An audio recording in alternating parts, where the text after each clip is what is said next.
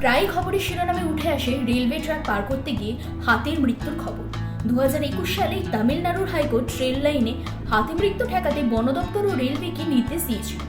এবার সেই পথে এগিয়ে হাতিদের বাঁচাতে এক নয়া পন্থা বার করল তামিলনাড়ুর বন দপ্তর।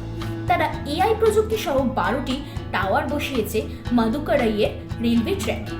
কোনো হাতি রেলওয়ে ট্র্যাকের 100 ফুটের মধ্যে ধরা পড়লে সঙ্গে সঙ্গে অ্যালার্ট পৌঁছে যাবে বন দপ্তর ও রেলের আধিকারিকদের কাছে, যারা ট্রেন আসতে করতে এবং হাতিটিকে লাইন থেকে সরাতে সাহায্য করবে।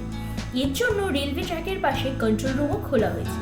এই AI based surveillance system launch করতে মোট খরচ হয়েছে প্রায় 72.4 মিলিয়ন টাকা, যার নাম দেওয়া হয়েছে গজরাজ। শুধু হাতি নয়, এই এআই সেন্সরের সাহায্যে রেল লাইনে অন্য কোনো বন্য প্রাণ এবং মানুষ উঠলে তা বোঝা যাবে।